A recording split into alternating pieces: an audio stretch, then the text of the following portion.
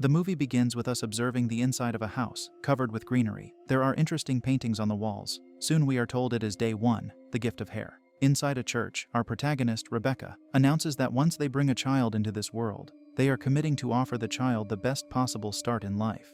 They vow to guide him or her through darkness and into the light. Rebecca is a priest. As she talks, we see a young girl rip out some of her own hair for a reason unknown. She is wearing a costume resembling an angel. Rebecca welcomes a baby named Emma into their family, saying she is giving her the greatest gift they can offer, God's unconditional love.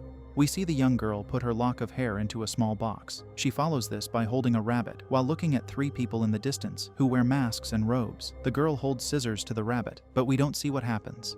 After her talk, Rebecca gets surprised by an elderly woman, whose name is Ida. She asks the priest if she is going to the festival. Rebecca says her daughter Grace is excited about it. The next scene has her coming home, where a man is tending to a wound of the young girl. He is her husband Henry, saying the rabbit has bitten their daughter. Later, Rebecca asks Grace if she likes it where they are, and the girl replies she likes her mother's vicar costume, meaning she probably doesn't like where they live. When she's with Henry, he asks Rebecca if they should eliminate the rabbit for its attack on Grace. He says he can't watch her every second of the day, to which his wife says he needs to. The conversation develops into Henry mentioning how Grace is trying to fit in and settle in this area. Rebecca reminds him they have been there for 10 months. It is too long to still be settling. We see Grace is nearby, hearing their talk about her. Suddenly, she decides to exit the house, an action her parents see. Perhaps it makes them consider if she heard them. Moving along, we are introduced to another character as he enters his house. The man has a deep voice, calling out to someone he calls Thomas. He says it's nearly time. At the aforementioned festival, we watch Grace, running around, being happy. Meanwhile, the man takes a fly in his house and squashes it with his fingers. Soon, he puts on the mask of a jester. Looking out the window, he sees the same masked people Grace saw earlier. At the festival, Rebecca sees her daughter encircled by several kids who are about her age. They seem to throw petals in the air for her.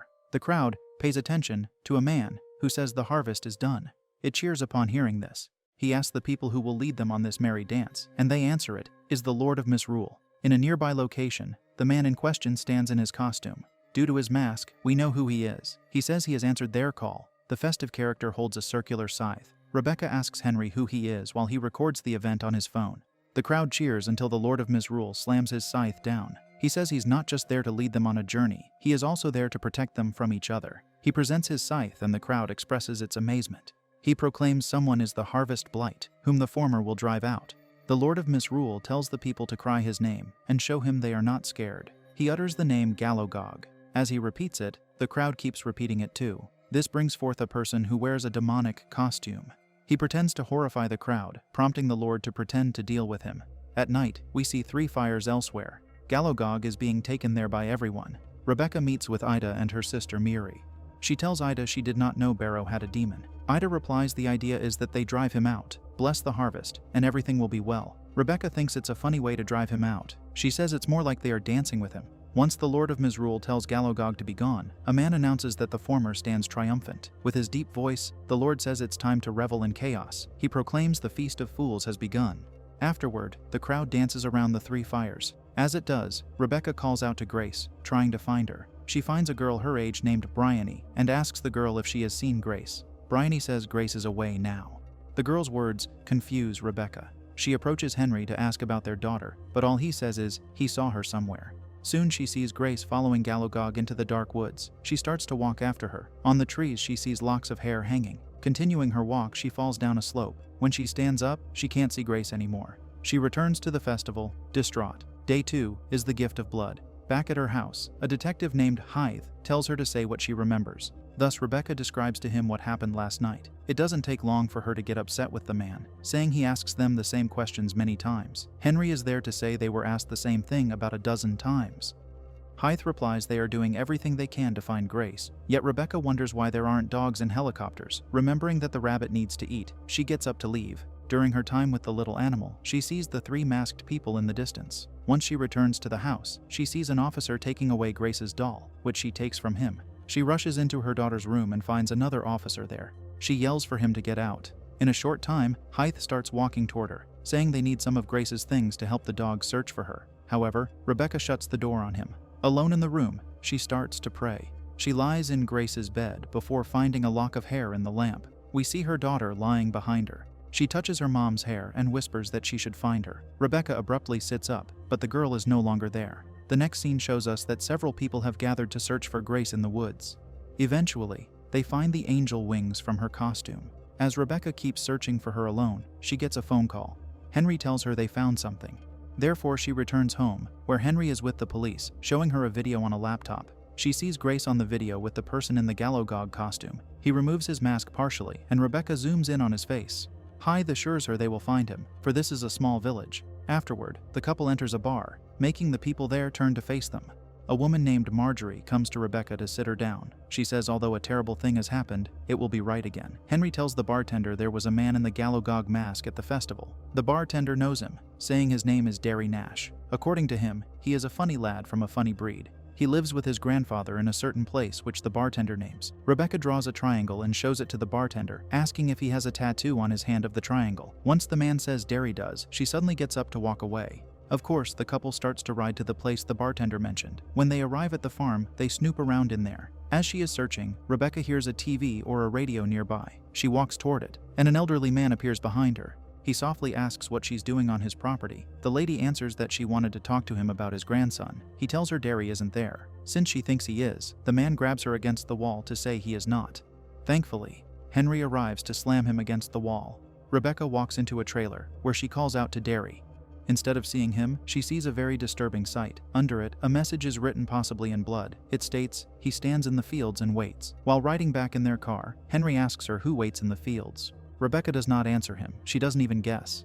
Back at home, she tells Henry they have to get back out there, but her husband says they just have to let the police do their job. He says they are not alone in this, a statement she disagrees with. She says they came to this place to be with God, yet he is far away from there. Rebecca enters her daughter's room and lies on her bed. Someone's arm touches her from behind, causing her to sit up. She hears humming elsewhere, so she searches for the sound. Soon she locates a girl with her back turned to Rebecca. She wears a strange mask. Rebecca thinks the girl is Grace. Thus she reaches out to the girl and gets grabbed by her. With that, they appear outside. As Rebecca walks to her, we hear unsettling chanting getting louder. Once Henry calls out to her, Rebecca wakes up in Grace's bed with Henry by her side. It was all a nightmare. She tells him she needs to talk to an unspecified them. Day 3 is the gift of fire. We see the man who played the Lord of Misrule inside his house. He now wears a suit and exits his room. The moment he does, a young boy appears on a chair. Following this, Rebecca occupies the church. She announces to the churchgoers that her daughter went missing at the festival 2 days ago. She called them all there to share hope. The priest claims to have seen Grace and believes God brought the girl to her. Rebecca knows she is alive, but she is terrified. She needs the people's prayers to guide her. However, one person there says no. He is Jocelyn, the man who played the Lord at the festival.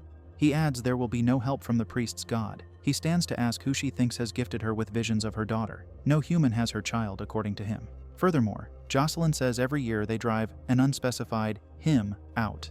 Yet he remains. He stands in the fields and waits, Jocelyn says. The exact words of the message Rebecca observed in the trailer. Now he has taken his tithe. Before the odd man walks away, he says 2 days have passed and all is as was. Later, 2 people from the church visit the couple at their home. They are the parents of Bryony. The mother, Callie, wants to do a vigil for Grace. When they are alone, Henry asks Rebecca if she's up for the vigil. She thinks it might be good for the community. We see Jocelyn breaking eggs into a bowl until he breaks one that has blood in it. He makes a sign with his hands above the bowl due to this. At her house, Miri experiences the same phenomenon. She tells Ida about it, and the latter goes to collect new eggs. In the henhouse, she observes something that scares her. Afterward, we see Callie removing some of her hair while her daughter plays the piano. Bryony removes her hair too. In the next scene, Rebecca is walking outside in the rain and sees a poster that states having a vigil for Grace. She also sees Ida walking weirdly. Approaching the elderly woman, she asks what is the matter. Rebecca brings her back to her sister, who wonders where Ida was. She says she was visiting the chickens. Subsequently, Ida is lying in bed, telling Rebecca maybe they should visit the chickens together. The priest takes her hand and says she is there to pray with her, but Ida replies she doesn't think he would like that. As Rebecca prays, Ida laughs. She wants Rebecca to look at him. Since the lady keeps praying, Ida scratches her hand, demanding that she look at him. With that, they both look in the direction of the door, before 2 doors slam shut. Ida rips out some of her hair and says all is as was, the statement Jocelyn said in the church. At a different time, Rebecca is drinking tea with Miri, who says Galogog is not a demon. He is a spirit of the land. She brings a book to her guest, saying it's all in there. Rebecca reads that in 1621, the Lord of Misrule a man named Tobias Braun, claimed he was contacted by Galogog. This great spirit promised to bless the town with miracles. The old families rejoiced at these wonders. In return, Tobias instructed the villagers to build a black barn for Galogog. There, they left gifts and offerings to the spirit. Miri says the offerings were no one knows how many of them were sacrificed. Rebecca looks at a painful illustration in the book, and Miri tells her it is Tobias with his followers. Once the church learned of their heresy, they executed them. It marked the end of Galogog's festival. However, the old families brought the festival back years ago. It changed from welcoming Galogog to chasing him away. Regarding Jocelyn, Miri warns Rebecca of him, saying there is darkness in the man. 12 years ago, his son Thomas went missing during the festival as Grace did. Though he was searched for, he was never found. At this moment, Ida stands at the doorway. She says, he took Thomas and Grace for a walk for them to get to know him. He will soon do the same to Rebecca. Ida tells the lady to go to the black barn. She yells it several times while doing something disturbing. She has certainly lost her mind. Outside the house, Hythe comes to Rebecca to say they are getting ready for another search for Grace. She asks why he didn't tell her about Thomas going missing. The lawman responds she does not want to know the details of that case. He doesn't want her to become another Jocelyn. Moving forward, Rebecca goes to Jocelyn's place. When she finds him outside, she says she wants to talk to him about Thomas. She tells him he is scaring people and has to stop. He asks how he can stop something he didn't start. Rebecca wants to know who did it. Her curiosity results in a change of scenery. They are now inside his house, having tea. He tells her Thomas was an odd boy, who was always a celebratory type. Once Jocelyn stands up to get biscuits, his guest looks at the photos near the wall. He returns and she asks him who the boy is with Thomas in one of the photos. He is Derry, Jocelyn tells her. She wants him to know that Derry has something to do with Grace's disappearance, but Jocelyn says Galogog will show her. Opposing him, Rebecca says a demon didn't take their children. It was a bad person who did. The man finds it interesting that she does not believe in old stories, yet she clings to one and preaches its gospel. He says Galogog has her daughter. In return, he will give them great miracles. Jocelyn brings her a jar of blood, saying it's the first sign, the gift of blood. The second sign he shows too, the gift of souls tied in hair. The third sign is still to come, which will be the gift of fire burning in the fields. The final sign will be the midnight sun rising over the black barn. She will see his glory, the man says. Before Rebecca leaves, Jocelyn says Galogog took Thomas to the black barn, where he took Grace too. He thinks she should be grateful for this. After she leaves, she stands near Thomas's grave. A strange item lies atop it that she takes to look at. It seems to make her reappear close to the woods at night. Entering the woods, she sees the locks of hair hanging from the trees again. She hears an unseen man yell that she needs to run. In a short time, she sees why it was yelled. She briefly sees Galogog in the distance, and it doesn't look like a costume. The unseen man yells he didn't take her daughter. He also wants her to stop looking for him. At this point, Rebecca calls out, if the man is Derry. She sees him running away while telling her to forget about Grace. She keeps traversing through the woods until she exits and sees what could be the black barn. It unsettles her, so she turns back. Day 4 is the day that tells us all is as was. Rebecca enters a building with just children inside. Seeing Bryony there, she asks the girl if she remembers the night Grace vanished. Rebecca remembers what Bryony told her about Grace no longer being there. Behaving bratty, the girl says she doesn't remember. She even insults the lady. This prompts the other children there to start repeating Bryony's insult in unison. After she takes the insults for several seconds, Rebecca slaps the girl and says, Bryony knows what happened. She shows the girl the item she found in her daughter's room, asking what it is. Bryony says they made them in a place she calls Nature Club. Sometimes they get taken to the secrets room, she adds. She wants to show the room to Rebecca. Thus, she uses keys to open a secret passage near the floor, revealing descending stairs. Once they go down there, it is a place covered with greenery, which we should recall from the start of the film. Bryony directs the lady's attention to a large painting on the wall. She says when Galogog first spoke to the Lord of Misrule, the people of Barrow took gifts to his black barn. Galogog promised that if the gifts were brought to him, he would bless the harvest and do great things. The people learned there was a gift that was better than the rest. Bryony says Grace was the greatest gift of all. Galogog chose her from all of them. He chose her because he knew she would bring Rebecca to him. The girl finishes by saying, Grace is with the spirit until the celebration ends tonight. Afterward, the black barn will go, and she will too. Soon the girl's father gets them to come out. He asks Rebecca what she was doing with his daughter. He says the kids told him she slapped Bryony before he grabs her face in anger.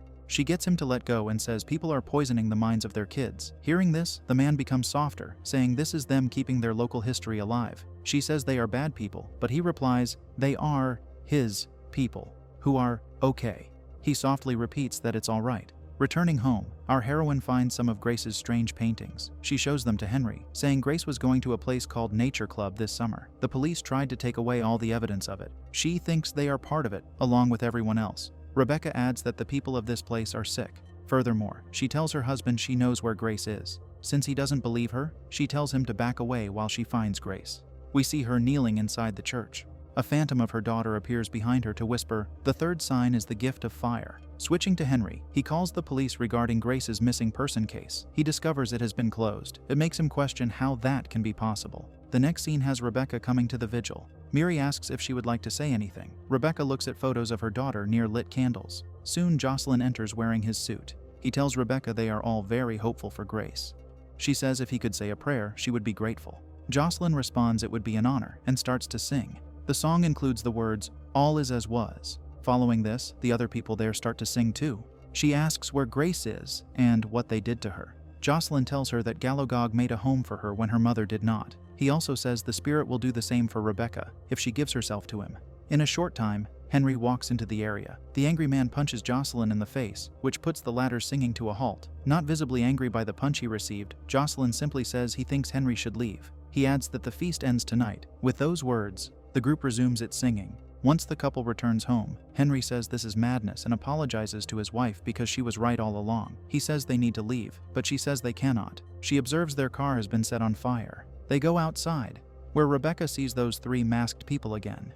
Derry appears, grabbing Rebecca to tell her she can still save Grace. She says she needs to go back to the Black Barn. There is only one way to get there, he says. A person has to give oneself to Galogog. At this moment, she sees the masked people taking Henry away. Derry distracts the masked individuals, which there are now much more of, whilst Rebecca tries to escape. Alas, she gets taken by two of them as she runs. The poor lady is forced to witness the Lord of Misrule take Derry's life with the circular scythe. Later, Rebecca wakes up elsewhere. Jocelyn is there to say the work is almost done. What's left is for them to bring in the harvest to show her the truth of Galogog's glory. The other villagers are there, all wearing masks. Jocelyn tells Rebecca not to worry, for she has become part of the family. The people all lift their masks before Jocelyn says it's time to give Rebecca her warmth and succor. Afterward, the man says her church came to this village to punish Tobias Braun. Following his destruction, they built Rebecca's church. However, Galogog helped them. Jocelyn says a black sun burned above Tobias's head. This means the light switches places with darkness.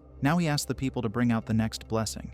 Obeying him, two masked people bring in Henry, who wears an animal head. Once it gets removed, Rebecca tries to talk to the people on a personal level. She says this isn't them. She even tries to talk to some of them individually. The priest yells they are people of God, meaning they are capable of great goodness. Turning to Jocelyn, she says she gives herself. Unfortunately, these are words he does not believe. Henry tells his wife not to be scared. He knows she is going to get Grace back. Jocelyn puts a bag over Henry's head. He puts on the Lord of Misrule mask and says, "This is how they love," prior to lighting the bag on fire. The poor husband of Rebecca suffers burning until he falls to his demise. The wicked people sing their songs in response to such horror. In the next scene, Rebecca is outside near one of the fires. Jocelyn tells her not to worry because she is among family now. She starts to sing the song and soon the crowd joins her. She concludes the singing by ripping out some of her hair. She turns around to see the midnight sun. There is nothing left for her to do except to venture to the Black Barn. When she gets there, its large doors open for her, and she walks inside. It is a place of utter darkness, except for something ahead in the distance. Rebecca sees her daughter sitting on a chair. She gets to her, seeing the girl is alive.